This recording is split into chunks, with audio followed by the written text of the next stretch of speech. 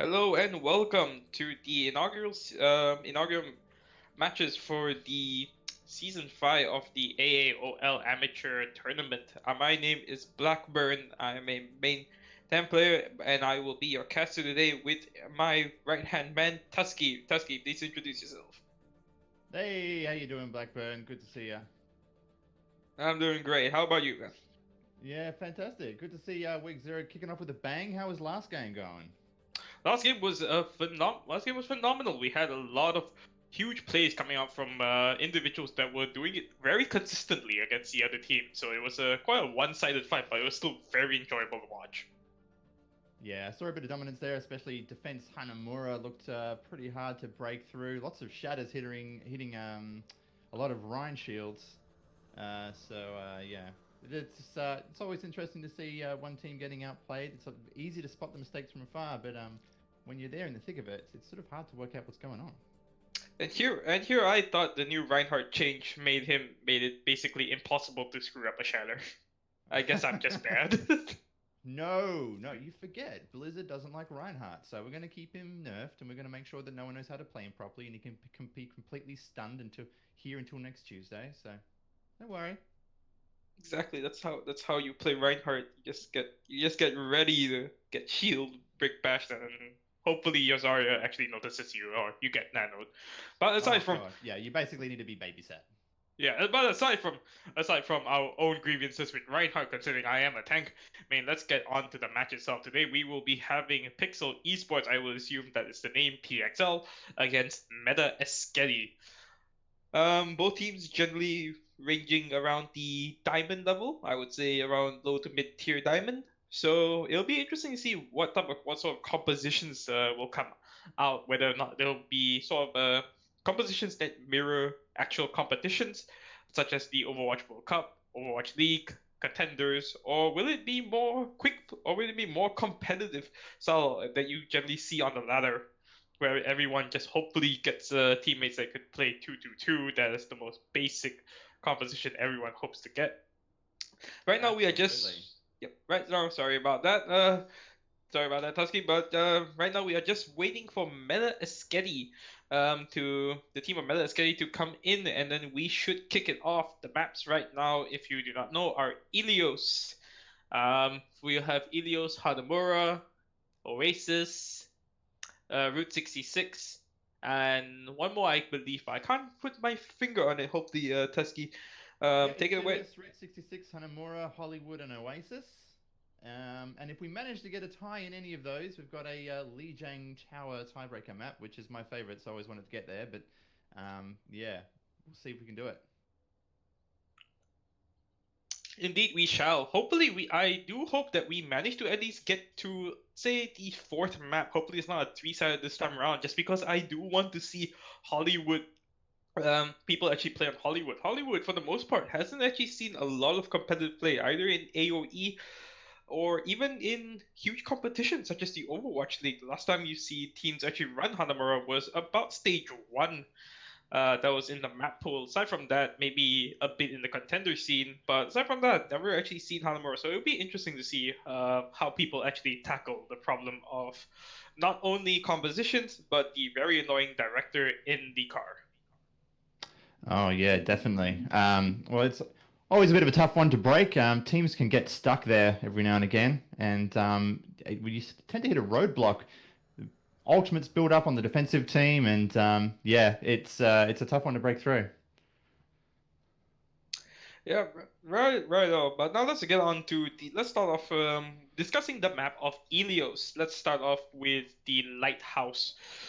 Generally, lighthouse, basing off the last map that well, the last match that was played, most teams generally be running goat compositions or basically anything with Reinhardt on to it. I would hope to see some level of dive onto the point, just because dive is still very strong on that actual point. But what do you think, Tusky? Yeah, look, ideally you want to be able to fall back onto goats. I've seen many teams roll out with their star DPS on the heroes that they want to choose. But goats is definitely a switch up. It's kind of a safe pick. We all know it. We're all sick of it. We're all sick of being able to pick, Moira and Brig and just walk onto the point and pretty much just brawl for a minute straight. Use your ultimates, build them up again, use them again. But it is a very safe pick. And to be perfectly honest, if Pixel or PXL chooses to pick into goats, Meta's not going to have a choice. They're going to have to find a way to either break through that, get some cheeky kills in through all of that healing, or switch it up to goats themselves and just have a minute-long brawl. Well, right now, as you can see, a lot of teams that actually run goats, a lot of the major counters being Pharah potentially, Junkrat to an extent, even Doomfist, Sombra, uh, Hammond, new Wrecking Ball. A lot of people have been experimenting with him, so he has the potential to break up these sort of ghost compositions just because he can dive and do a smash that does a significant amount of damage. Then throw an Animate into that, so everyone got heal. That's very strong itself. So it'll be interesting to see how teams tend to fight off Goats comp that has been taking over even the Overwatch World Cup meta. If you watch I would say an interview with Soon of the formerly Los Angeles Valiant. Right now rumors have sorry right now he's currently on the free market. I think he's getting picked up by the Paris Overwatch, the new Paris Overwatch will uh Overwatch League team. He has said in his interview that Goat's composition right now is essentially the meta, and France plays it extremely well. So I mean, if the Overwatch League player says that Goat's composition is essentially the meta that we played almost on every single map, I'm not gonna be too surprised that everyone in this amateur competition will be playing Goat's comps. Well, that's the thing is, does either of these teams have a star player to be able to break through it? If you've got a great wrecking ball, then that's fantastic. You've got an engage, you get an animate in there, you get to work. If they can't find a way to engage onto that without switching to goats themselves, then yeah, they may hit a roadblock. Very much right. Now, coming back to the actual discussion of map pool. So aside from that, we will now let's try and discuss ruins while waiting for everyone to get ready. Ruins for the most part, I think we're gonna see a lot. We're still gonna see a lot of Widowmaker there, unless, as you said, running against Ghost comes too high health can't one shot people in the head. But what do you think? Coming in from the side of ruins there, what do you hope to see in ruins essentially? In ruins, look, Widow gameplay is pretty much it's all skill based. You can't trick Widow gameplay. I'm looking to find a star hit scan from either Meta or from Pixel. If they have it, it's fantastic, and we get to see some really good Overwatch. We get to see how the defending team moves around those Widow sightlines, and we get to see the Widow being able to find the picks through the Brigida smash heals, through the Reinhardt shields, through all of this. So if we manage to see a star DPS on ruins, it'll either be a Farah coming in with some cheeky shots, maybe a little boop off the edge there, or yeah, Widow taking those obvious high grounds that can't be contested unless you've got a really good monkey or diva that's brave enough to jump up there, which is often quite behind the enemy, and it's hard to get back out again with all your health in your health bank. Very true, very true. So now let's just move on to the last one, just before the match starts. Well, I'm hoping to see another tremendous plays with a Roadhog and Orisa just booping people into the pit of death. Probably my favorite map out of the entirety of Ilios. I hope to see a lot more Roadhog on that map itself and utilizing that pit to its fullest potential on both sides. And yeah, I think we might see some Roadhog on this. What do you think? What do you think we're gonna see a lot of Roadhog on the final point of well? Oh, it's all about whether you can keep him alive. If you're being pressured by an Ana, having a Roadhog out in front of a shield is basically just an ult battery for the enemy.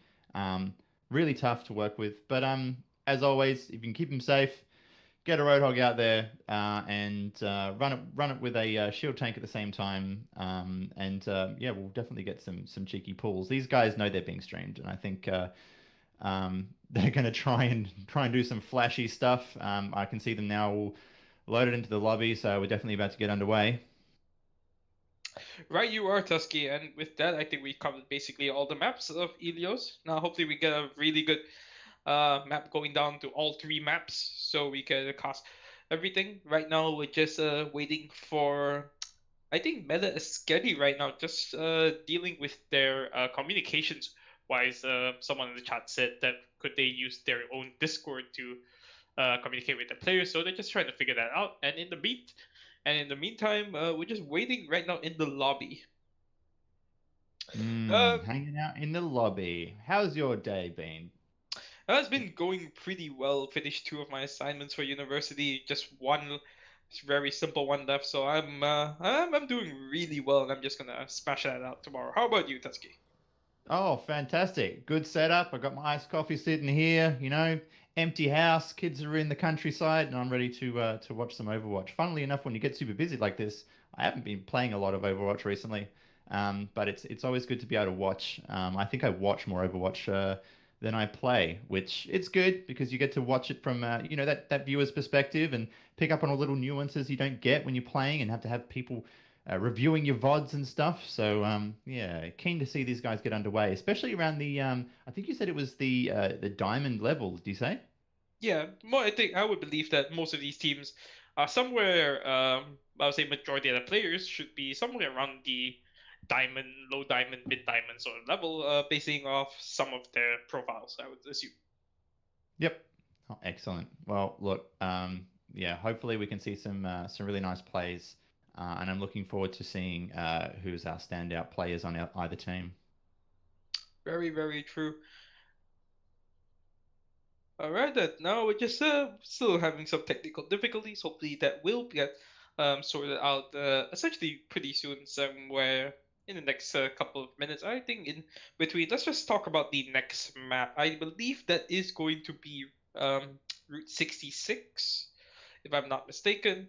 Route Yep. 66, pretty fun map. A lot of Sombra, I believe.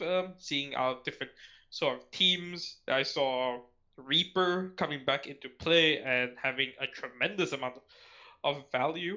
So, what do you personally think about Route 66? I think it's still a very much dive centric map, and teams should consistently still stick on it just because Big Earls is, on that high ground. Dive is a lot easier to get on it compared to a Reinhardt attacking. Absolutely. Well, you've got that long run where you're essentially you're protected up until that first corner. Route 66 definitely a map that it heavily favors the flanks. If you're able to flank well, if you're able to surprise the enemy, then you have a huge advantage straight away. And that run back is so long that winning a fight there on that point pretty much guarantees you that first point, and then you're going to push around that second corner again. So yeah, we're going to see I think a lot of Reaper. Sombra definitely extremely useful so long as you're not getting shut down by a Brigida too much. Obviously, Brigida, the absolute stain of Overwatch. If you're a Sombra or you're a Tracer player. But no, we're going to see a lot of flank and a lot of surprise from the attackers to try and just sort of outwit these dudes. Hopefully they can. Hopefully defense can see what they can do on the big Earls. They control that high ground. They can control the first point. So yeah, we'll be able to tell from the first few seconds into that map. Very much, very, very true. I would say moving on to perhaps the last point of the map is probably the best area where you can stall compared to the other two. So, might see fights. Um, you might see teams actually roll through the first 2 points, but get completely shut out on third just because it's an entirely different sort of setup that is required to actually push into third, where most teams need to switch from their dive composition on the first two to perhaps a Reinhardt-based composition on the third point. So yeah, I think Route 66 still very much a toss up in just how teams play and how they synergize with their other members. Very much. Yeah, definitely. I mean, that last corridor is a corridor of death. Super fun to play, and I've just got little message here correcting our stellar research. These guys are sitting between gold and plat Ah, from okay. from PXL. So I'm glad we know that now because, as you know, all these SR levels play differently. They all have tactics that work and tactics that don't work. So really interested to see now, knowing that they are sitting between gold and plat. Um, their hero choices. They may be completely different. They may stick with their tried and true goats. I think goats, even in gold rank, anyone can really play goats just because of how easy it is to just get the basic grasp of it. It's just a giant wrecking ball with Reinhardt at the center of it, just putting up your shield, running into the other Reinhardt, smashing him with a 1v6 and easily just winning off that. So yeah, I believe that might see a lot of goats, especially in the upcoming match. Hopefully, it just gets underway right now. We're just still waiting essentially So for Meta Esketi. if we're going to open with Ilios, what is your plan of attacking Ilios, huh? Well, When if you we're jump going, in, when you load in, yeah. Well, when we load in, depends on the map, of course. But if we're going with Lighthouse, I'm believing that teams are going to be running the more basic Rein Zarya, might run a triple tank with the Diva, have a McCree or some sort of hit scan, take control of the right side high ground, and then maybe even have a Moira and a Lucio just for that speed boost and more ranged healing, I believe. Yeah, definitely. Being able to get those orbs, Moira orbs out, super useful. Um, unless of course you have one of the Moiras that I always tend to play with, who consistently throws damage orbs when I'm sitting on about 100 health. So Is that not the Kong Jackson way? Is that not how Moira is meant to be played? come on, guys. Know your role. But no, I'm sure these guys know what they're doing. They've scrimmed, they've been playing, they've been prepping for week zero. Seen everyone online. There's a ton of people online right now, and a lot of action all the way through the AOE Discord. Really good to see everyone participating, and a lot of them taking it really seriously. There's a lot of people requesting to have their work basically evaluated, to have people look over VODs, and yeah, it's nice to see people with a desire to improve their overall knowledge of the game and their ability to play. It's fantastic. Right. So a lot of teams, even in the lower ranks of, I mean, regardless of the rank, if you're playing in the team, you do have that sort of sense that wanting to improve. That's why you actually join the team, and it's great to see that it's not just relegated to the higher SR of diamonds and masters, grandmasters that just want to, potentially get on to a better team or playing contenders or high ranks in open division is also relegated to plats, goals. Everyone just wants to improve in this game just because they really enjoy it, and it really just shows it this tournament with every team wanting some level of coaching, VOD reviews, etc. And it's great to see that, I believe. Yeah, no, it's fantastic. When you play in a certain SR, you know, sometimes you're frustrated that you can't get there. You're obviously there for a reason. There's something you haven't worked out yet. If you play like a plat, you belong in plat, and you'll get there eventually. Being able to play around your teammates. I remember seeing a lot of advice about how to move into your next SR bracket is basically about ignore your team and play like you want to play. Like if you want to be in Diamond, play like you're in Diamond, and you'll get there. It's always good to keep the communication going. Um, and it seems that a lot of these guys that we've got on board for AAOL and for the Ascent matches as well, they're all really switched on, and they're all really positive about their abilities and their desire to move through the game, pick up on any mistakes that they've been making, and tune them up, get it fixed, and win. I guess the only real exception to that rule is if you're playing a gold level brigade, you're basically grandmaster, right? I'm pretty sure if you play That's brigade like a gold player, you're still grandmaster. It's just Yeah, you player got three time. buttons on your keyboard. It's fine. You've got three buttons. You can win. It doesn't matter what you need to do. If you got five supports, no problems. Pick a Brigida, you win. You see that tracer over there requires an enormous amount of skill zipping around. Just shield basher, whack her once, hit her in the head. We're simple sort of thing. Yeah, you're fine unless you play brigade. You should be all good. And with that, Excellent. yeah, and with that, I think we're just waiting for one more person to come in to their respective chats, and we should begin. Um, moving on from just that we should probably talk about just possibly the last match if it goes for a 3-0, which is Hanamura.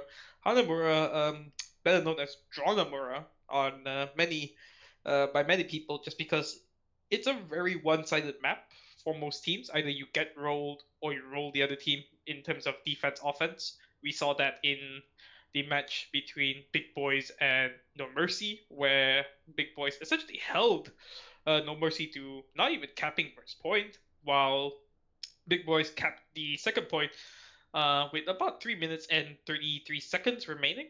So it was essentially a one-sided team fight for the most part coming out of that entire match. So hopefully we don't see that here, and we do see both teams capping in 2-2 and trading back and forth, just get really close matches. And what do you think of the Yeah, compositions that you might see? look, Hanamura, I think instead of looking at the compositions, I think looking at Hanamura as a chokehold on the first point, it's so much of a decisive factor about moving through that choke point. When you move through, if you have a plan, if you have someone to dive onto, if everyone's coordinated, you get the kills and you push through and win. Once you've taken that first point, it's so easy to roll into the next one.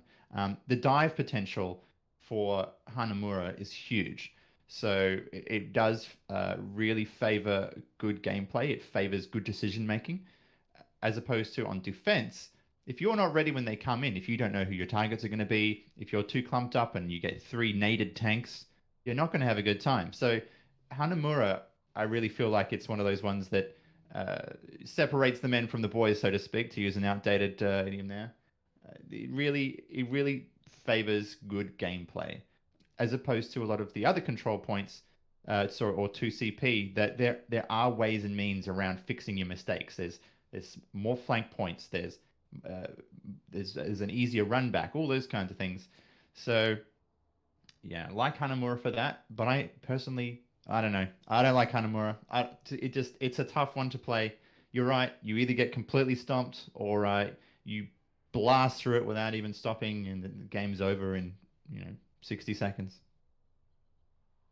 Right, oh, right, oh. I don't think many people actually enjoy playing 2CP just because it's so one-sided for the most part, especially in competitive, where if you're going in the solo queue matches, you don't know who your teams are, you don't know how well you're gonna coordinate, you don't know if your Moira is actually plays support, maybe he's just a tank main trying to fill or something. I've had that in myself, and when I see that those things happen on 2CP, it's just very demoralizing. Uh, hopefully, Blizzard does get that sorted eventually, but I doubt they will with Overwatch World Cup and subsequently Overwatch League Season 2 happening. They're most likely gonna focus on that and just keep Hanamura the way it is. But as of right now, we are still very much waiting. We did have a swap out with Fight Ducks getting swapped in for Real Wizard just before the match starts, and both teams are very much eager to into the get into play the match and for us to actually cast it. Yeah, Oh, I'm just having a fun time hanging out with you, mate. We haven't had a chat for a while. yeah, that's true. That's true. So, looking at all this, because we're not getting a lot of updates for Overwatch at the moment, and we do have BlizzCon coming up, which I know everyone's really excited about. Um, Do you find the I Demon Hunter skin? oh nah Yeah. nah, I'm not someone who falls in for that. But I am someone who falls into this game because we're actually going to get going now. It looks like we have Ilios loading up. Yes, and now let's see. Let's see what lottery number do we get? One, two, or three? What do you think? I'm gonna guess well. Ah, I'm wrong. It's ruins. All right then, coming into ruins, as you said before. Hopefully, we do see some star DPS hit scan players come out of the woodwork and play that very crucial Widowmaker, just because of the large amount of sightlines. As you can see on the side of Pixel, we will have a dive-based composition with a Doomfist and a Tracer. Doomfist subsequently replacing the Genji. And on the side of Meta, they have yet to pick their composition. What do you think Meta's gonna run here? Oh, look, if Meta manages to run a no tank comp, oh no, it looks like they may be hovering over that Zarya. They're definitely a lot more immobile if they choose to stick with this. They do have the Pharah for these flanks around to the right-hand side, which is going to give it's going to give them a bit of trouble. But essentially, on the side of Pixel, you've got an extremely mobile team coming in here. They're able to jump around. They've got the Mercy, who's able to jump from player to player very easily. So I'm expecting to see, hopefully, a good upkeep coming in from Pixel here.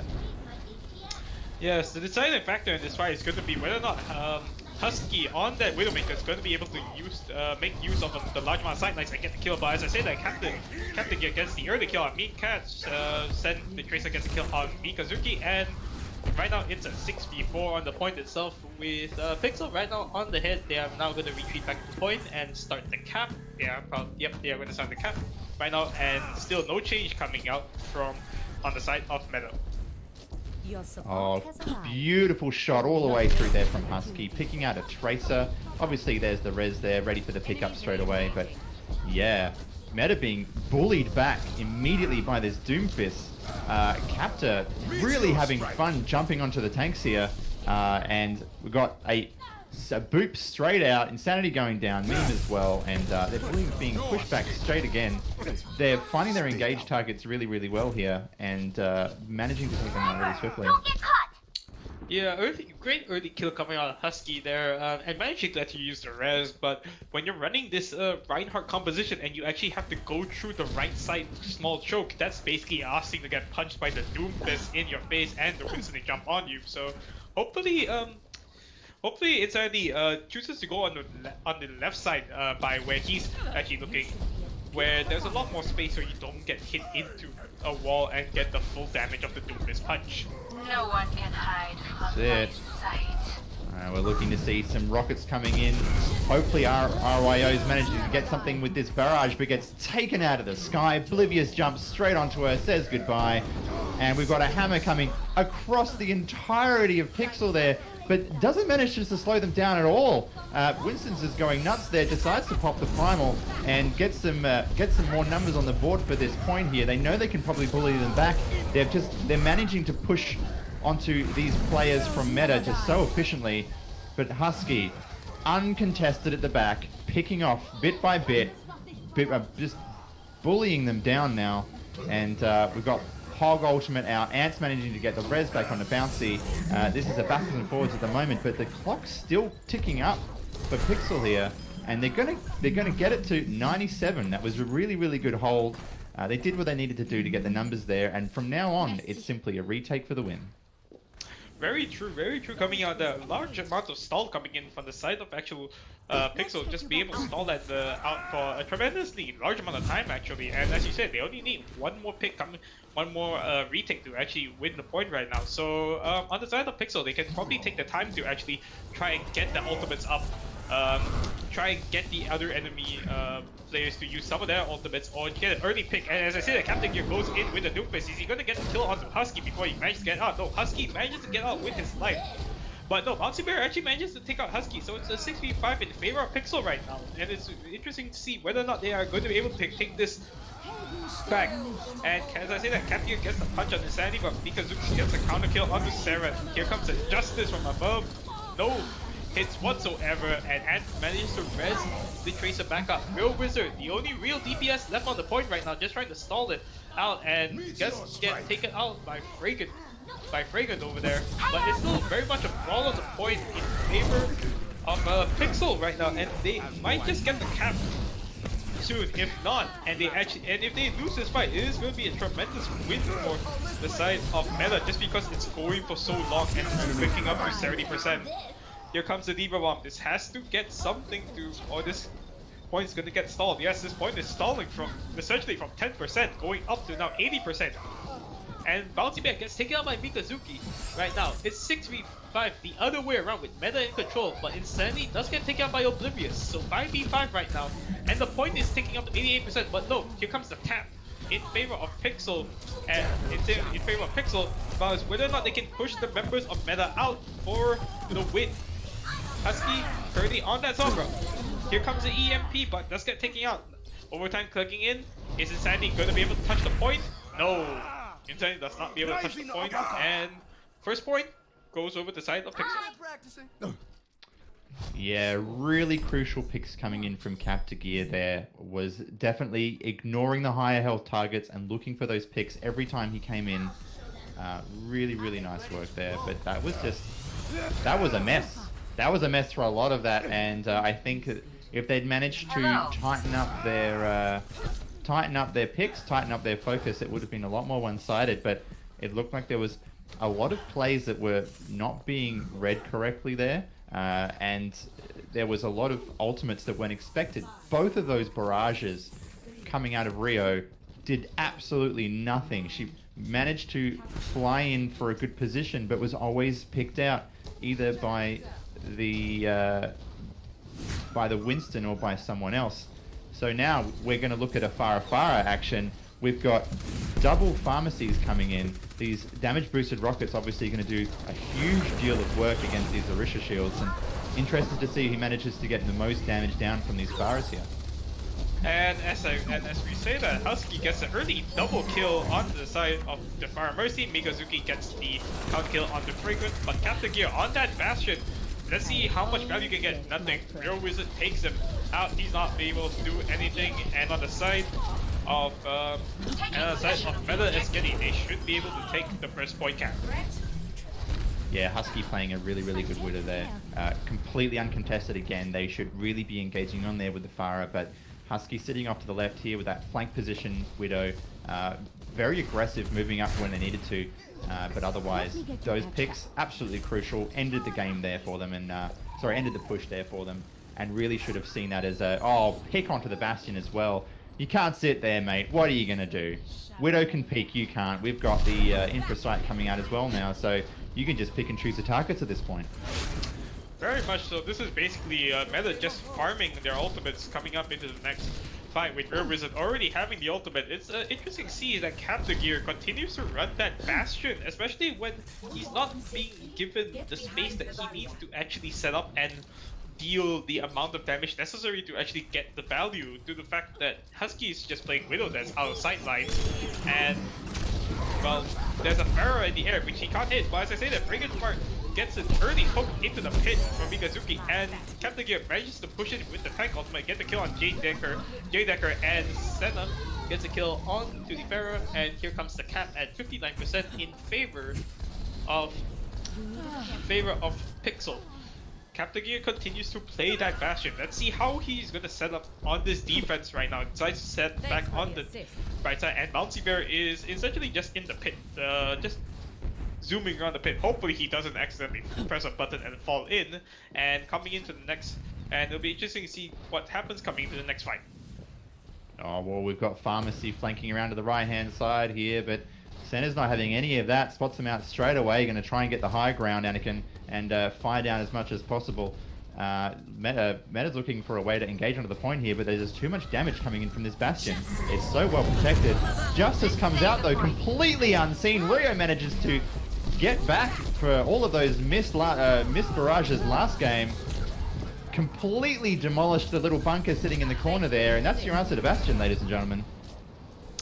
The flanking play coming out of Real Wizard there basically sealed the deal, getting 2 to 3 kills with that, including the Bastion and the Mercy, so no res being able to come in. All they had to do was invest 1 ultimate, and they are about to come up with 5 ultimates. Everyone on the side of Meta about to get ultimates aside from Real Wizard. Actually, Real Wizard already up to 62%, might be able to get in this fight, so it's about a 6 ultimates versus about 5 ultimates on the side of Pixel. So this is going to be the very crucial fight. This is probably going to be the last fight, and I say that the Pharaoh managed to get the kill on the Husky. Here comes the supercharger and the beat drop to just keep everyone up and dealing as much damage as possible. And Sandy will counter back with his own supercharger, but he gets immediately taken out, and Fragrant with the whole hog and the supercharger cleans up the members of Meta Esketi to cap the point and continues to move up at 55%.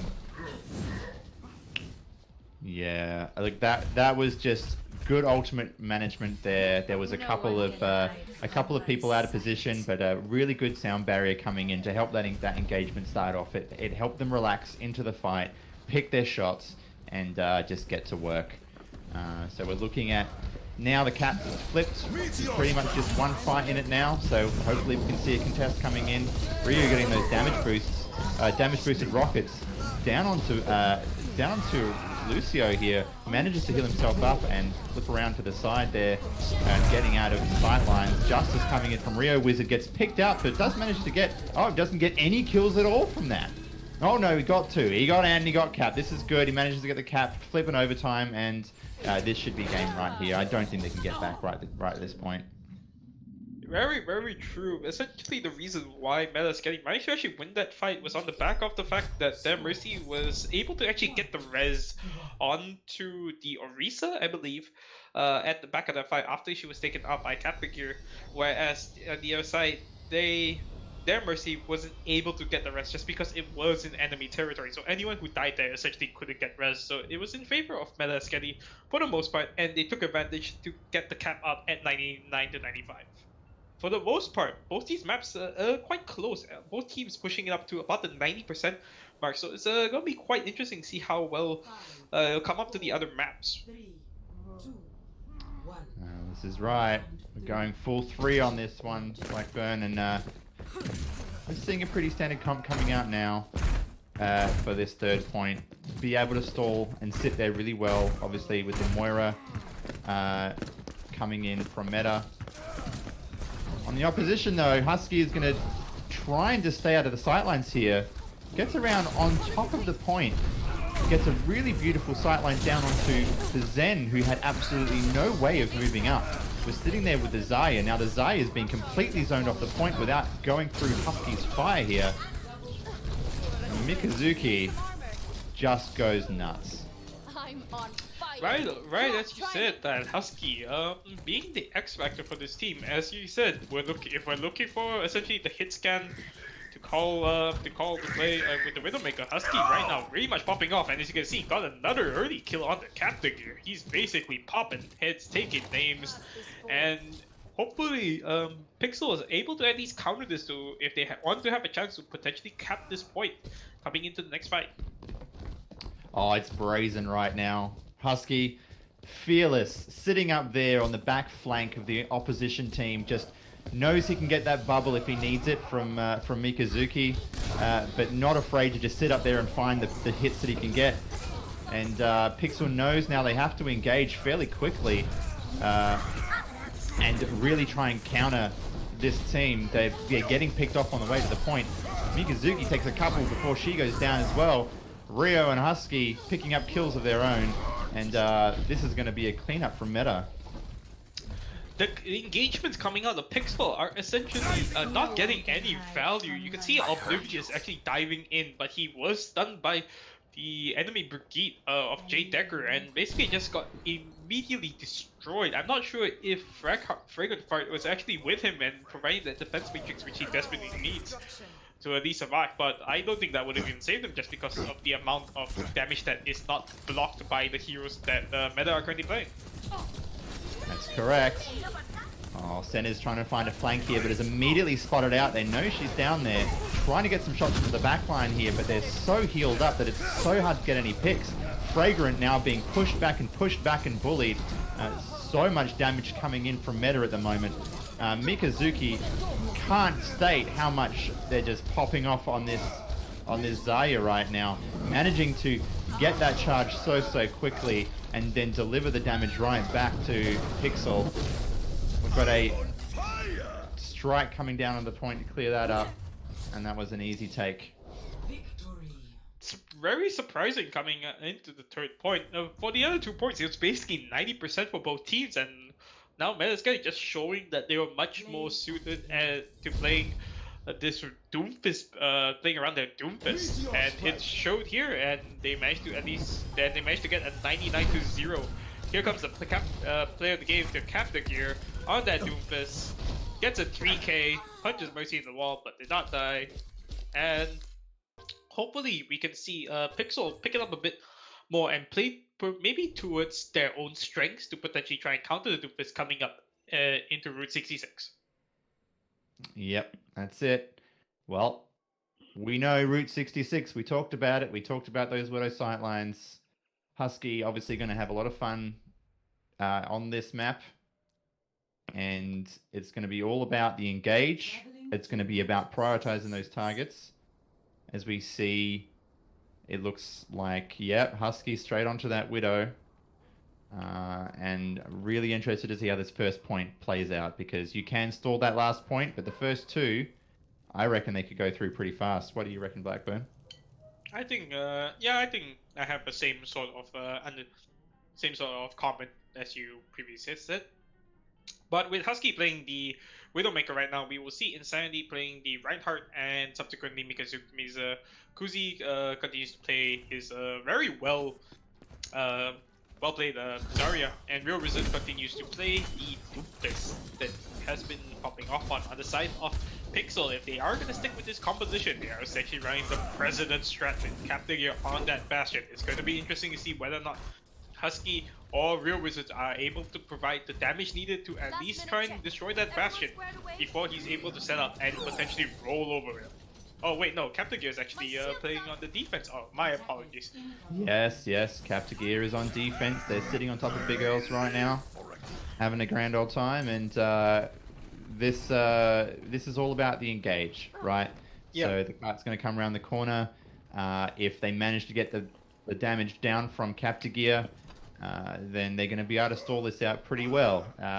However, on the flip side, if Meta Esketi manage to shepherd this through, get someone in the back line, maybe get a hack onto Captain Gear or any other kind of sneaky flank, this is going to be a really, really quick push, because we know how hard it is to maneuver a Bastion around, especially when the fight gets going.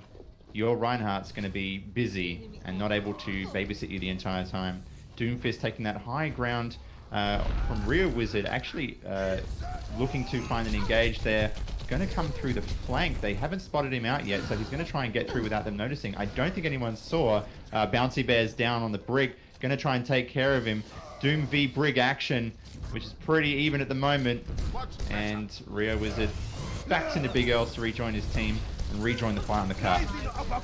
I think the main as you can see, Captain Gear popping off on that Bastion, getting two kills onto Real Wizard and Mizakuzi right there, and the attack has been stalled out. I think the main factor coming into this fight is whether or not they can deal with Senna. Senna on that Sombra right now. Sombra right now is very much in the meta due to the fact of how versatile she is, being able to be invisible the entire time. She can try and hack the Reinhardt as he's trying to push up to Captain Gear, and basically Captain Gear has nothing blocking him from dealing as much damage. And you can see here comes the rocket jump over the top, and is he gonna get any value? Yes, Captain Gear gets 2. No, gets 1, gets 2 onto both the DPS of Meta, and gets such a good kill on the Meme Cat. Huge play coming out of him with that rocket jump, and it just shows that I think Captain Gear is very much a Bastion main. Oh, he's got the golden gun, he's wearing it proudly, and look, I said about Captain Gear not being able to move this Bastion around very well. It looks like Captain Gear and Oblivious working very, very well together at the moment to be able to get the right sightlines here. We've got Rio, who's switched over to Junkrat, which is a pretty good choice against the Brigida, against the Reinhardt shield, to try and whittle them down and force them out of position over and over again. You can see right now they're relying on these sightlines for Captain Gear to get these kills again. But no, this is what's going to happen. Bounce is going to get that rally going, try and build up this armor and find some form of engagement. You can see them playing chess right now around Big Earls. Both teams don't want to give up their high ground, but someone has to at this point. Meta moving around. They're a little bit split at the moment. Not really liking this. Capta's got a few targets now. Can start shooting down and finding his way through this Bastion, through this Reinhardt shield. And a big hammer coming in, doesn't actually manage to get too many people. We're all going in at the moment. Capta's got his ultimate up, managing to do so much damage, but it doesn't seem to work right now. Oblivious smacking through the side of Meta, pushing back again. This was showing really, really good movement, really, really good engage, and good use of ultimates there, holding out for the right time, not engaging, forcing Meta to move up, put themselves out of position, and building up their own ultimates in the same respect. Very true, Tusky, but now coming in, as you can see on the ultimates on Meta's side, Mizakuzi and Real Wizard have that combo up. If they can potentially get the grab onto 3-4 members of the enemy team coming up into the last fight here, they will have the chance to cap into first point. But it's all on Mizakuzi whether or not he is going to get that huge graviton and Real Wizard to follow up with that Riptire. Basically, there's nothing else on either side. Frigate Part right now does also have his graviton. It's going to be interesting to see whether or not he's going to use it early to just even stop people from getting onto the cart. But as I say that, Real Wizard, yes, here comes the combo. Are they gonna get anything? But the Shatter coming out of Oblivion stops Real Wizard's tire in the tracks. Captain Gear on the back foot. Just raining down fire. Here comes the tank mode clean up. He's on the top of Big Earl's firing down. And Pixel, with a tremendous play around Captain Gear on that Bastion, holds them to not even pass the bend, rest right in front of Big Earl's. Yeah, look, ladies and gentlemen, that's what happens when you don't engage onto the Bastion. That's what happens. Saw some plays there that they were having trouble with. So it's fine. We've all been there. But when you're managing to pull out a Bastion onto a high ground, you have to find a way to engage and engage safely. I think the team comps that they picked, it could have worked on some level. But definitely the Doomfist being switched out for Junkrat. They had the idea of burning down the shield. Unfortunately, those sightlines were just too good. They didn't manage to get up there quickly enough, and they lost too much health just trying to get up to the top there. So disappointing to not be able to see all the points through here. I know, Blackburn, we were talking about being able to cast all the way through Route 66. Really good map, but this is how Overwatch goes, ladies and gentlemen. If you don't manage to push the cart, we don't get to see all the points. Right now, basically, Pixel. This is a game for Pixel to lose. Essentially, they have 4 minutes on the clock. They can basically spend an entire minute or so just building up to 6 ultimates, and they use all 6 ultimates to cap the point. And it'll be interesting to see what they're going to go with right now. You can see that they're going for sort of a triple DPS composition. If they are going to stick with it. No, Ant is going to be playing the Mercy with the Farah Mercy just to, as a counter to Real Wizard's Bastion. I think they already knew that they were going to try and copy it. Now it's whether or not Real Wizard and Insanity have the same level of understanding of playing with each other as Oblivious had with Captain Gear. Oh, look. Big Pixel have pulled out the team comp to counter this. They know what they're doing. They've got all the engage they need. That being said, Blackburn, I have seen the cart not even getting that far. So there's still anyone's race. But Pixel definitely with the upper hand here. They come around the corner. They see their targets. Winston jumps straight in. Senna being able to get a beautiful damaged rocket onto Rio, shutting down the healers, shutting down the tanks. And Husky still doing his work, picking the fire out of the sky, and I just don't think it's enough. At the moment, all they have to do is sit on the cart and win. It was a very simple and easy engage coming out of the side of Pixel onto the Bastion. Bastion can't do anything with a Diva defense matrix in your face and her raining rockets down, and an easy cap coming up for Pixel Esports to tie the series up 1-1. Yeah, someone clip the last few minutes and label the video how to engage versus Bastion versus how to not engage versus Bastion, and you can see exactly the strengths and weaknesses here of this team comp. Obviously, Captain Gear going nuts every time he managed to find an opening. He was not afraid. He jumped out there knowing that his healers had his back and finding new spots to engage from. Yeah, that was perfect gameplay coming in from Diva Winston Farah combo there. Genji being able to engage at the same time to the top of Big Earls. Just beautiful. 19 kill streak coming out for Captain Gear, and as you saw in that play of the game, a phenomenal play, understanding that you can rocket jump with Bastion. I never actually seen that in the play of the game, but he knew that he had the resources and he could do and the mechanics to do it, and he went for it and got the play of the game as well as 4 kills. So now we're gonna have a small break with some of the players requiring to go to the bathroom. Once we come back, we are going to go into Hanamura. But in the meantime, let's just talk back on what happened onto both maps. As you can see, in my opinion, first two maps onto Ilios very close, 90, as I said, both teams going to the 90. But then you saw onto the final point, Meta Esketi managing to pull it out with a 99-0, and now Pixel fires back with a very dominant first hole onto Meta Esketi, holding them to just right in front of Big Earls with a Bastion strategy. So coming into Hanamura, who do you think has the advantage? Hanamura, as mentioned previously, it's a map that really favors good decision making. You walk through that first point choke. If you all know what you're doing, you're gonna win this map pretty much. You're gonna be able to find the engage. Again, second point, engage high ground, engage low ground. It doesn't really matter what, so long as you know everyone knows what they're doing, you find your engage targets and you do your work, it's an easy map to win. Conversely, it's favored by the defense if you don't know what you're doing. Again, you can't fake your way to a victory here. So you need to know where you're defending from. You need to know how to peel. If you've got a Zen in the back, if you've got an Ana in the back, you've got to be able to peel them really, really quickly, especially on this first point. And as far as predictions are concerned, I really hope we see an Ilios styled backwards and forwards. It was a really, really fun map to watch. Obviously, Bastion a little bit less favored here. The engages are a little bit easy to get to. There's no high ground that is easily usable by a Bastion to control this first point. You can obviously put it up there on the top right, but there is, that mini engage port window there. And if you manage to get, 4 or more players to the point, that Bastion's got to move, buddy. So I do hope we see. And it's Captain Gear. Caster cursing this one. We have Captor coming back in on the Bastion, looking to PogChamp his way to victory for the night. I think he went with star points last game, and looks like he's going to do it again this game. Well, if it's not broken, don't fix it. If you hold the first point on the map, might as well continue running it.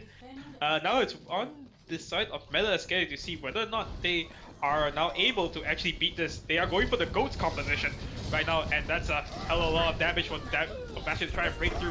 The GOATS composition got first kill with Jay Decker getting breaking fire, and Oblivious gets a counter back, but the GOATS composition, too much focus fire, too much focus damage, easily breaks through the Bastion damage, and caps first point with just over 3 minutes and 25 seconds to move into second point with over 7 minutes. That's a lot of time in the bank.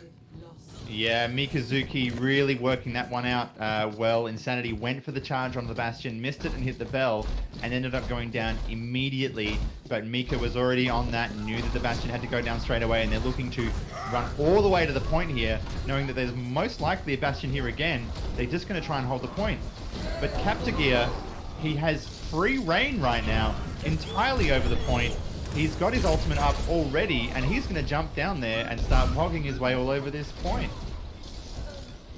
Unlike the first point, unlike what you saw into the first point, where the Bastion has no choice but to sit on the low ground to get any value, coming into the second point, he does have that high ground and can sit up there to get as much value as he can. If Captain Gear continues to run this Bastion and the enemy team knows this, they have no choice but to either commit resources to go to the top right as they push in through mid, or the entire team rotates to the top side to try and dislodge this Bastion. Blackburn, can you please tell me how Captor Gear managed to get up here without a main?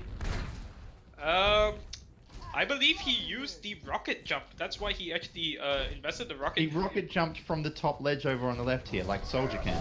Didn't Yes. know that Bastion could do that. Neither did I, but it seems that Captain Gear is very, very well versed in all these flanks with Bastion, and let's see whether or not it pays off. Right now, he's being essentially uncontested and on his high ground Percho there and just raining down damage. But now he does have to try and relocate a bit.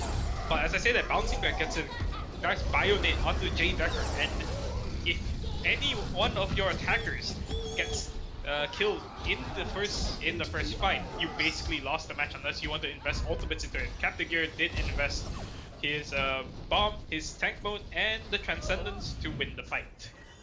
Yeah, an interesting choice by Ant there to pull out the Transcendence. There was only 2 members of Meta Esketi alive. I'm sure hitting that Q, looked at how many deaths were in the kill feed and went, oh no, I could have used that. But look, maybe it was just an understanding that he was going to be able to pull it out again. Next round, Captor Gear having that backwards flank there, sitting on top of the on top of the shrine here. Mika was trying to get shots onto him, but just couldn't reach, couldn't find a way to engage. And when you're trying extremely difficultly to play into a bastion that's in a really good position, you end up forgetting about the rest of the team that's in your face and dying to them. Very, very true. This Bastion right now, the bane of Meta's existence, Misazuki essentially just threw a Graviton onto a non-moving target. But here comes the Diva Bomb getting 2 kills back. Now, whether or not they can deal with Captain Gear on the point, he's 95%. He's about to get his tank mode again. But as I say that, he gets a kill onto Real Wizard. Fragor Fire popping off, gets 2 kills, and this is another hole coming out for the side of Pixel. Yeah, Pixel reading that one really well, knowing their way to engage. The Diva Bomb obviously forcing them off the high ground, but oh, we've got a Q. We've got a Q to try and get over to the high ground and misses the jump. Run back to the spawn room with your head in shame. What are you doing, mate? And he decided to switch off onto the Soldier, and now he's trying to use the Soldier jump instead of the Bastion. Now with the Bastion gone, that was essentially the bane of existence for Meta Esketi. It's interesting to see whether or not they are going to be able to at least win this upcoming fight and still have a decent time of capping of close to about 3 minutes. Yeah, well, look, they've got 1 tick on the board, so the whole potential is lessened somewhat, precisely by 33.33% recurring, of course. Rocket's coming in now. Diva's trying to dissuade them, gets the Ana boost all the way down that corridor. Their health and damage boost helping out immensely there, being able to push up. They got to find their targets right now. Oblivious falling onto the ground, head over heels, and Rio Wizard on the Junkrat getting beautiful kills here. Husky picking out Fragrant Fart, and Captor having a nice little Duke up on the top here with the Genji, pulling out the aimbot. Doesn't manage to get too much before being taken down. Red's filling the kill feed right now, and it looks like this Diva Bomb is just going to seal the deal. Very, very true. I'm not sure whether or not Captain Gear would have. I'm not sure if they would have capped it if Captain Gear decided to at least keep that ultimate that he had instead of using the ability to at least try reposition himself as Bastion. Perhaps that was the key factor to why they actually lost that hold and allowed the side of Meta Esketi to at least cap the point to make it 2. So it might be a bit of a misplay coming out for Captain Gear that would, I think, cost them the match there, in my opinion. Well, the round, I would say. Well, you use an ultimate out of turn for a setup that doesn't end up getting set up. Run back and choose a soldier and get 0 kills out of your ultimate, whilst the entire time dueling on the point, you're going one-on-one with a Genji. So, yeah, it looks like the kills weren't coming out from Captor Gear, who was definitely pog champing that first round and really helping them push it back. Over and over and over again. What are you going to do when your main damage dealer isn't in the main fight? Exactly right, and especially when that main damage dealer doesn't have his ultimate up when you compared it to the side of Meta Esketi that had, I would say, a number of the ultimates up ready to fight. So that aside from that, let's move on to the attack now coming in for the side of Pixel and the defense for Meta Esketi. We see a double hit scan coming out from Meta Esketi right now, and a Moira, surprisingly. Moira not generally seen in Hanamura. Neither is McCree for the most part. We haven't actually seen McCree in an extremely long time. So this double hit scan composition, trying to counter flankers generally, and let's see whether or not it is going to be effective against Captain Gear and Senna on those flanking heroes. Yeah, they don't know what they're entering here. If Ryu and J-Decker manage to find their targets, they're going to be able to shut down these squishies here quite well. Captain manages to get in the back, get a flank onto. I'm not sure who got the hack there, but it does enable them to push through straight away. Insanity just going nuts on that Reinhardt, and they've just got to go back and find the Sombra sitting on the point cheekily, trying to get a tick there. And they'll reset back up here. That was a fairly easy pushback with the amount of stuns they had available. There wasn't a lot that Pixel could do. I would say it was their composition was read like a book. They must have script meta Esketi before, so they know what to run. They're basically running a composition that no flanker can hope to gain a tremendous amount of value. As I say that, Husky gets another kill on the Captain Gear to start this fight off. They're gonna have to wait for him to get res unless the Mercy wants to use that ultimate, the ability of the res, decides not to, so they are gonna have to wait for him to respawn. He now does respawn, but that's another 6 to 10 seconds, or even 15 seconds burned off the clock with that single kill. So it will be interesting to see. As right now, as you can see, Husky right now in a bit of a danger, decides to go into the enemy spawn, but manages to get himself out of harm's way and continues to survive. Insanity goes for the shatter, but gains no value, and Meancat uses the ultimate that cancels out Oblivious's attempt to at least shatter.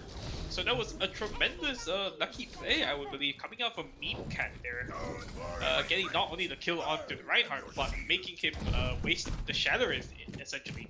And now moving on with only just 2 minutes left on the clock, Fragrant Fart does have the Graviton, and Ant does have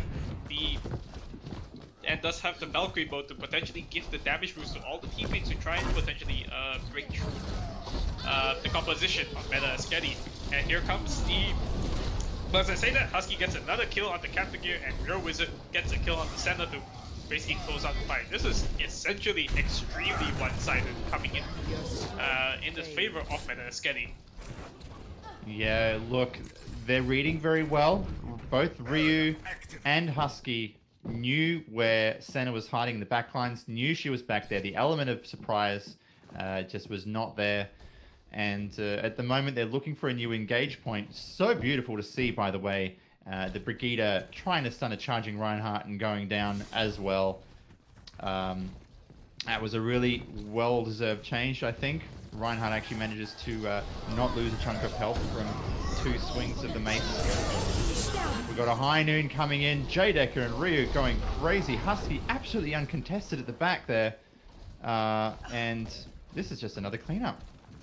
Husky has consistently gotten the first pick out of almost every fight. I would say about 80% of the fights, Husky has consistently gotten the first pick onto that. They are not respecting his Widowmaker, and now he's just going into the enemy lines, taking that cheeky back side, as you can see, trying to get a pick, but no, he does miss his shots, and here comes the Graviton. Captain Gear gets a kill on the Real Wizard, and Senna gets a kill on the Insanity. This is probably this is their last chance to cap the point, and Captain Gear does invest the blade into it, and on the backs of the 2 DPS on the side of Pixel, they will cap it, but basically without any time left. This is probably going to go into overtime, so they're only given 4 minutes left to push on to second point. It's whether or not they can still get a better time compared to meta Esketi coming into second point.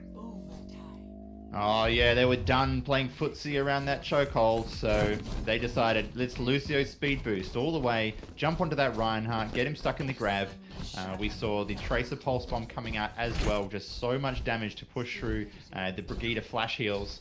And now they're looking to set up at the top right-hand side, standard engage point, see what's going on in there, and Meta holding true, know exactly what's going to come around the corner, but again, double stuns ready to go.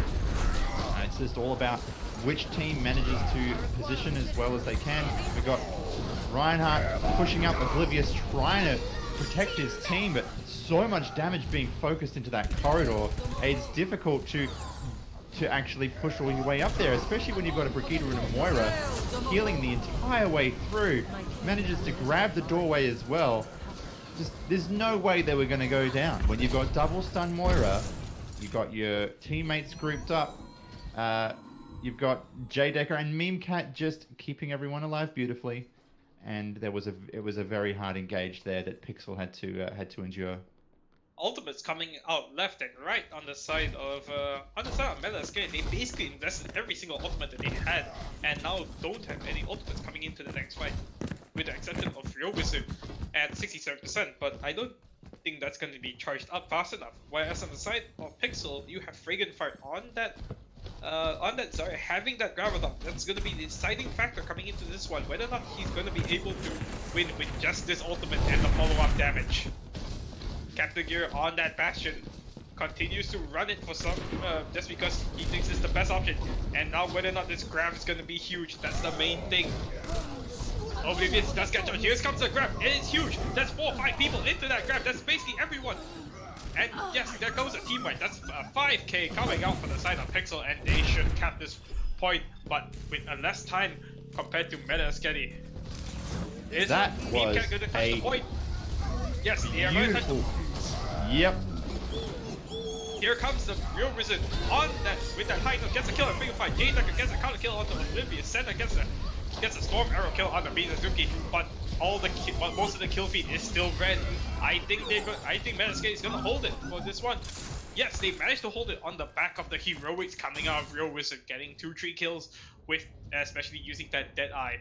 Even though they pushed it up too close to capping on second point, they just got hold short. And coming into just 1 minute 20 seconds, if they are fast in their engagement, they will have two attacks. But if they continue to linger here and wait, this is probably that final attack coming in, and they have 2 ultimates up, which is the Dragon Strike and Oblivion's Earthshaft. These 2 have to go huge, or they are going to lose this map. Yeah, look, Captor trying to find a position there. They knew he was the priority target. Jumps straight onto him with the Brigida and goes straight down. Oblivious, Reinhardt completely out of position. Dueling now with the Tracer and the Moira. Gets taken down as well. Pixel split so thin across these different engage points. And I just don't think, they can find an angle here. 30 seconds left on the clock, more or less. Mizazuki decides to switch off the Zarya, goes on to the Roadhog, getting that hook value to stop people get on the point. Now it's whether or not Pixel is going to be able to touch the point to trigger overtime and potentially try and win it from there. Remember, they only need 1 tick left onto the point, and it's going to be on the... They're going to have to base everything off that Dragon Strike, either zoning out people or getting kills. Oblivious, near one on the point, goes for a huge charge, gets a kill on the Jade Decker. Oh, is he gonna get the point? Senna gets a kill on Real Wizard. It's a 6v4 right now in favor of Meta Esketi. In favor of Pixel. Bouncy Man gets a kill. Are they gonna actually cap this in overtime right now? Everything is in favor of Pixel right now. Are they gonna do it?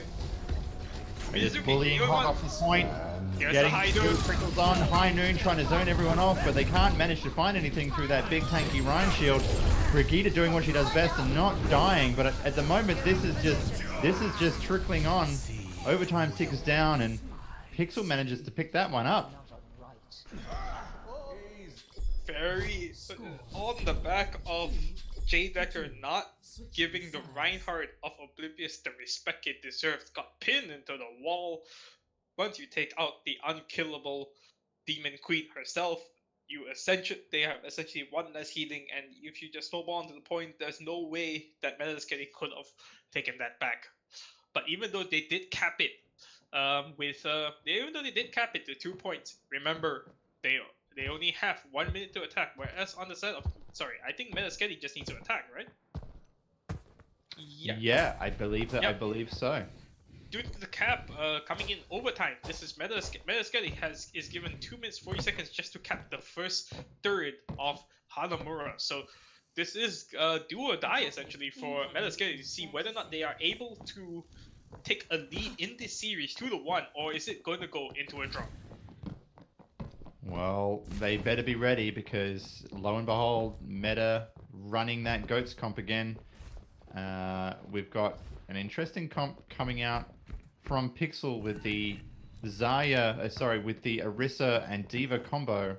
They're going to look to hold this high ground here, knowing that they're probably going to run the GOATS comp on the side of Meta. And at this point in time, it's all about stalling. It's all about finding those first picks with the rockets. Center up there, scouting and letting everyone know what's happening. But Meta is going to waste no time in moving to the point. Know they've got 2 minutes. And at the moment, Orisa, Oblivious, absolutely pinned into the corner here, looking for the kills.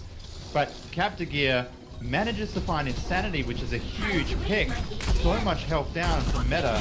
And Oblivious, again, shielding off half the point, splitting up the damage, and just finding a way to engage really safely on the point. This is a complete turnaround. If you actually saw the match between Philadelphia Fusion and Dallas Fuel in the stage 4. Philadelphia Fusion ran this exact same comp as Pixel did, but they got completely rolled by Dallas Fuel that was running the essential Goats composition. But now you see the turnaround and see how this composition is supposed to be played against the Goats composition of Meta Esketi.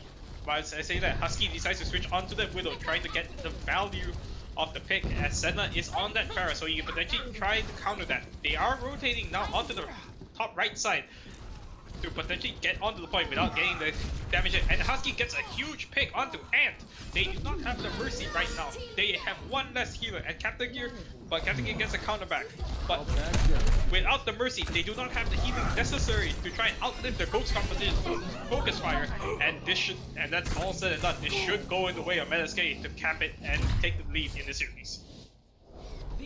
Yeah, look, Jay Decker doing an amazing job there of zoning out the supports and making sure that the entire team was split and they weren't focused, and really, really helped out on that attack approach there. Very, very true. On the back of Husky's early pick on the Mercy, they did not have the healing necessary to survive the Goats count and basically got rolled off from there. Right now, we are now going to move on to Hollywood, a map that I do want to see, and hoping that it's going to be a very close match and we're not just going to get stomped out on the first point. This is it. This is it. Again, Widow, heavily favored on this map. That's probably going to be an instant pick by Husky there. And this first point goes so much so as can be a very easy take. Can be a very easy first point take if you engage well. We've seen some indecision, I think, coming in from Pixel from time to time, looking for their engaged targets, gauging the enemy team composition, and sometimes taking them a while to really work out what their plan of attack is. Hopefully they can come in, make the read really quickly, and engage and get a ton of time in the bank for that first push. I would say the main problem that Pixel's having right now is that they're too overly reliant on Captagear playing that Bastion. Yes, it worked onto Route 66, but that is just a surprise composition. Once the enemy fully understands how to at least play around that, it's not going to work anymore. And Captagear, even though he's a really, really good Bastion player, he's just still running it in very inopportune times, as you saw trying to attack with it on Hanamura, and it just essentially didn't work. But enough about that. Let's get on to the games here in Hollywood. We have an Orisa Hog combination coming out for the side of the defense of Pixel. They are going to be holding on to the top side of Cafe here. I mean, not Cafe, just top side of this building. Whereas the enemy team of Meta Esketi running a 2-2-2 composition with Husky, yeah, as you said, on that Widow and Real Wizard on the Genji. Yeah, some engaged potential here for Rio Wizard to try and get into the back line, but not a lot of support, obviously, from any other dive tanks. So they are going to be looking at a slow push through the server room, see what they can do, being able to get to the point with most of their health still alive. Pixel knows they have to move at some point, rotate down to the point. Oblivious puts that shield down. Charge comes straight in. Oblivious goes golden, but doesn't get the hit on at all. The fight's going on in the stairs now, getting a little bit cramped in there. Rio Wizard goes purple, has to jump back and disengage for a little bit there, but it looks like Meta's gonna maybe get the kills to push this through. Captagear picking up the kill on Rio Wizard there as well, though. So at the moment, we've got Meta sitting on the point and saying, "Come at me, bro." As you saw, Captagear managed to at least get the early kill onto Husky. That was essentially the first pick of the fight. But due to the fact that due to the fact that Pixel, the enemy team of Pixel, was not ready for Insanity to at least push up and essentially brawl right close to their face where Orisa is the weakest, they lost the main bulk of their defense and basically subsequently lost a point. Now coming into the next fight, we saw that we see that Ant had to use the res on the Captain Gear, so they're not going to have it for the next 30 seconds. And Senna managed to get an early kill on the Real Wizard. Here comes an investment ultimate on the side of Insanity, going for the Earth Shadow to try and salvage the fight, but obviously it did not work. But Husky, still given his space, getting 2 picks, but unfortunately it's just not going to be enough. Real Wizard going in with the Dragon Blade, trying to get any value, and gets killed as and Meatcats. And with the help of Meatcat, completely tore apart the defense of Pixel that was otherwise already won. Yeah, Oblivious getting really greedy there, pushing all the way up, didn't realize there was a Genji still behind him, or did, and just didn't care. And manages to whittle away the last of his health. And Genji doing his job there, pulling out the Dragon Blade initially. I thought, what's this going to do? But manages to get the work done. Riley coming in from meta. It's going to help them immensely going into this fight. Rio Wizard and Insanity both picking up kills, healing and tank down. This is going to be a fairly easy push from here on out as Husky gets all the sight lines in the world with no more barriers in his way. This is looking like a fairly easy point 2 take here. As you can see on the side of Esketi, a lot better comms. J Decker goes for the shield bash onto Oblivious, and Insanity was right there to follow it up and get the early kill onto him, so that they are able to make it a 65 and continue to push the point. Captain Gear right now on that Doom Fist, trying to get a pick onto any of the squishies, but with the fact that J Decker is playing that Heat is going to be quite hard. Here comes a Dragon Blade, but everyone is anti. Are they going to be able to get any kills? No kills coming out from that actual blade and grab combination. But here comes an investment ultimate on the side of Senna, just trying to zone people off the cart with the Dragon Strike. And here comes Meatcat with a counter kill on with a Kamehameha, getting 2 picks, and Ant is low. Yes, manages to get Ant and continue to push the card, even though a lot of these fights are actually going the way of Pixel, but they're just taking so long that due to the fact that the spawn is so much closer to Esketi, they're just getting so much more value. And now coming in, they are they going to cap it with over 4 minutes left on the card, or is the side of Pixel going to be able to hold it? Here comes a nano boosted. Here's a nano boosted Mercy. She goes for the res, gets back on the cart, trying to stall it out as long as she can. Here comes a Dragon Strike, but it's not going to get anything because the Dragon still needs to go a certain distance. And as you can see here, Oblivious decides to go on to the Hammond and just try to stall the card. And he's just going round and round on the card. He gets hit into the grab, and this Dragon Blade needs to get a lot of value right now. Bouncy Bear, the only one left with Ant on the card. Only the 2 supports left. They're gonna have to kill. They're gonna have to kill quick before the enemy team respawns and gets on the card. Ant manages to get killed. Bouncy Bear, the only one left onto the card. And on the side, even though the kill feed is going all red, Pixel is stalling this out extremely well. Yeah, look, this is all a matter of respawns at this point, and the managing to take down the healers every single time coming out from meta. They had no stick on the point. Watching an electric moth buzzing over the top of the cart just to try and stop it from capping there was extremely hilarious, but it's not exactly the way that you use your ultimate there.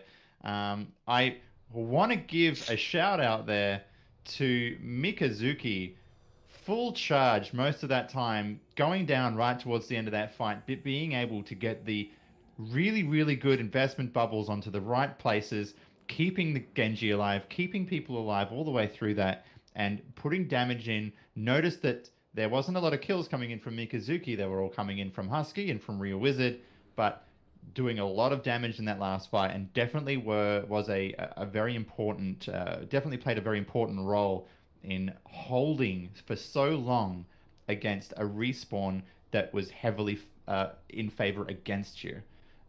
So yeah, really, really nice work there. And of course, once they'd moved that far up, Pixel Esports were running around and going crazy. Completely forgot about Husky Karma in the back, picking up kill after kill. And look, if you're not going to play dive tanks, then you have to play around different sight lines. You have to play very cleverly out of the way of Husky, who's always looking for those picks. and at the moment, again, is just being forgotten. Very, very true. But you know, with all said and done, I think they will more prioritize with stalling rather than actually try and potentially get back, but getting off the cart. So they managed to stall it out essentially for close to about a minute, I believe. I think it's about 50 seconds to a minute. So it's still a very good stall coming out the side of Pixel. But now moving on to the next fight, we see that side of Meta Esketi, they're running a basic 2-2-2 with Real Wizard still continuing playing that Genji and Husky on that Widow. But on the side of Pixel, they are going with the tried and true GOAT's composition. Now it's whether or not Meta Esketi can play around this, and are they ready for it? They don't have the damage necessary to they don't have the damage, I believe, to at least try and get the picks. But we'll see how this engagement goes. GOAT's composition decides to go off to the top right and perhaps either drop down or go through the right. Yes, they decide to go to the right and engage from there. Here comes a charge from Oblivious. Does get to the hit, but does not get the kill. Husky gets the kill on Bounty Bear, and Insanity gets a counter kill onto Ant. It's a 6v5 with the Goats comp currently in the losing, on the losing side. And here comes the D-Mech. Here comes another charge coming out from Oblivious. He is a charge-heavy maniac, but he is getting his ultimate worked up to about 83%. But not getting any kills out of it, unfortunately. Yeah, Insanity's charge sitting, Insanity's ultimate sitting at around 40-50% by the time they engaged on that point. But then Oblivious came back, built it all up through many swings, and yeah, really nice play there. Even though they didn't take the point, there's still that issue of Husky sitting at the top. D.Va was trying to engage, but Fragrant having no luck there. At least even pushing Husky off of that high ground. We'll see how well they can do on this engage here. Don't get caught. There, Ghost composition on the point right now. It's whether or not they have to focus right. Here comes a dragon, here comes a shadow, and they managed to get the Rogue Wizard that was about to use a Dragon Blade. But Insanity also had the shadow and counter it back. And counter it back just to seal the deal and give Real Wizard the time to use that Dragon Blade and clean up the side of Pixel. Very decisive fight coming out there.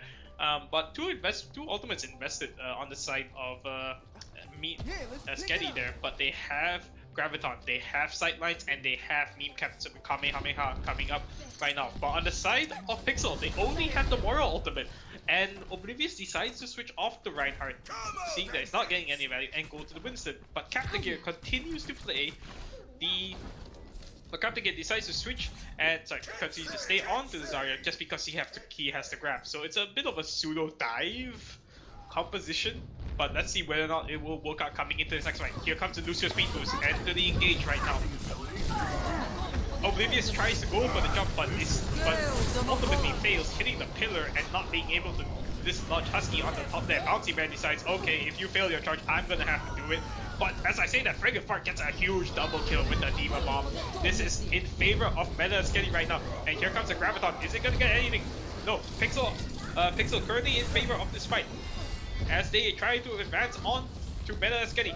And yes, they are getting the kills on the back of Captain Gear's Graviton and Frigate Fart's huge double kill with the D.Va Bomb. Yeah, I think that D.Va Bomb there, taking out Husky and Rio at the same time, that was too much damage lost from your composition, and there's no way you can sustain for too long. Healer's going to run out of heal juice, and Ant's is going to have a little party on the car right now. That was easy. Coming into Street Space right now, Captain Gear back on his tried and true Bastion, but Husky is still on that Widow. He has to respect it, especially on a map like this where there is such a long sightline and where Bastion can't get as much value as he would want, whereas Husky can get a tremendous amount of value with very little risk. Captain Gear gets taken out early, but the dive tanks decided to take the lift up and surprise Husky right now. Are they gonna get killed? Yes, they managed to get the kill on the Husky right now. And Real Wizard has to dump back to his supports. And here comes another D.Va Bomb. Is it gonna be huge? He gets the kill on the Real Wizard. Both DPS on the side of Meta Esketi are down, and the Bastion respawn. Basically, is now just clean up, and they continue to move the cart off the sneaky kills off the dive tanks of Pixel. This is a really clever change. This is Oblivious and Fragrant, super mobile around this second push area here. Basically, shutting down. Oh, there was a Q from Insanity, not hitting anyone there. But having these double dive tanks on the side of Pixel keeps them really mobile. Ultimates going out left, right, and center. Graviton picking up so many bodies on the cart there. And Insanity and Real Wizard going to work, managing to get all these kills and clean up, pushing Pixel all the way back to spawn. I think they've got the right idea, but Meta knew that they were going to get jumped, and they decided to engage first, and it worked. I think it was a bit of a misjudgment of the Q. I believe coming out of Insanity there, thinking that he was within range, but when he wasn't. But Mikazuki and Real Wizard picking up the slack from him and basically winning the full fight off of that. And as I said, that Insanity has his shadow again. Here it comes. Is it gonna get anything? Yes, it does get the Bastion, and Real Wizard follows it up with a double kill on the Bouncy Bear and Captain Gear. Meta is getting continues to hold the point coming in onto Street Space. Yeah, that was a really, really great shatter there. I'm not sure about the Moira ult. It seemed a little bit redundant by the time it came out. They'd taken so many down, so not having that support ultimate, it's going to hurt a little bit, but you do have your rally from J Decker. Going to be able to keep everyone alive on the point for a little bit longer than usual. And Pixel now have to find a way to engage. They've got to move Captain Gear into a position where he can actually do some work. At the moment, he's been completely split from his team, needs a babysit up from Fragrant. Captain's just going to go full tank mode, jump his way over these rooftops here like it's a spaghetti western, and try and find an engage onto Insanity, still sitting at full shield strength.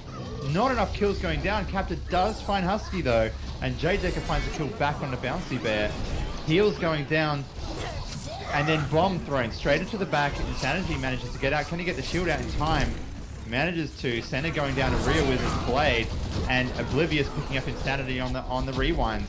The what have we got here? Fragrant. Oh, Fragrant going down as well.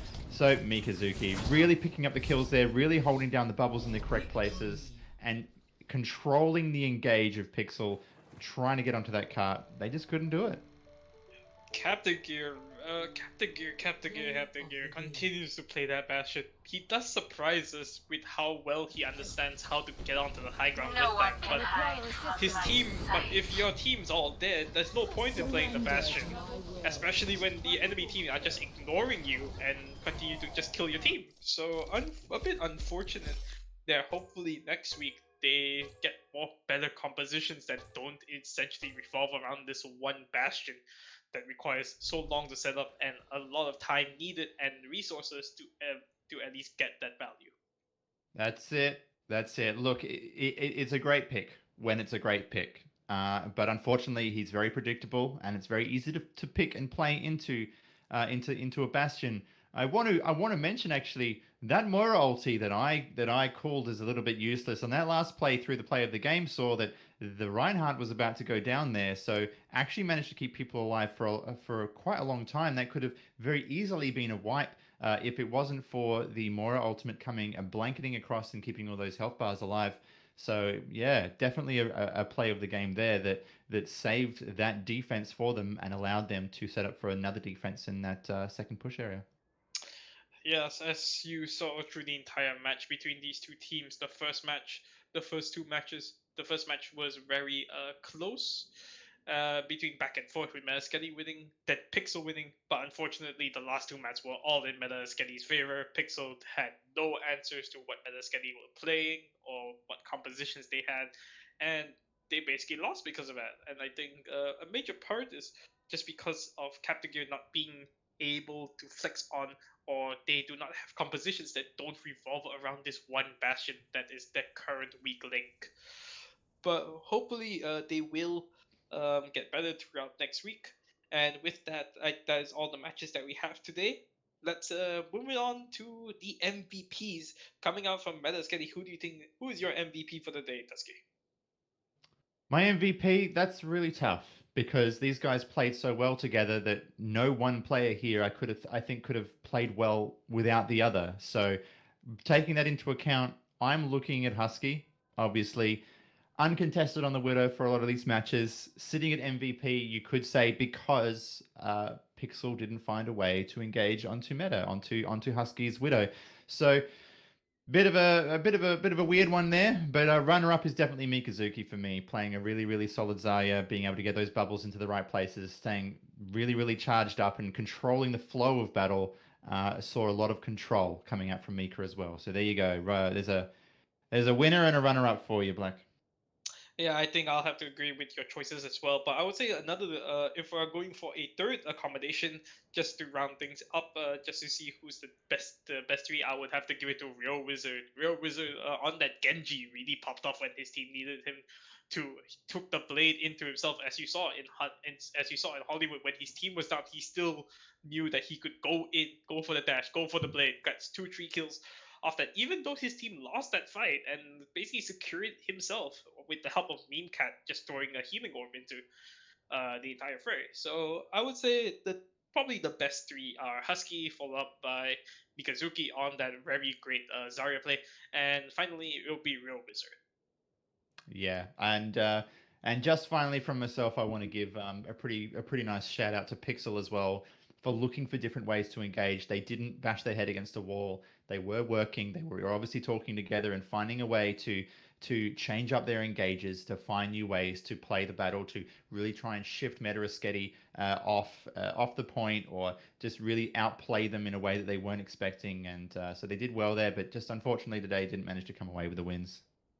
Yeah, a bit unfortunate there, but that's how Overwatch is. Hopefully, these teams do improve come next week. And well, I think that's really about it. I would like to thank everyone who's watching the stream. I would like to thank Zero Aim for helping stream this, and I would like to personally thank Tusky for being my cast, for helping me cast this game today. Oh, thank you for helping me. It was an absolute pleasure, Blackburn. All right, that I think that's all. I think that's about everything we have for today. Have a very nice night. My name is Blackburn, and thank you very much.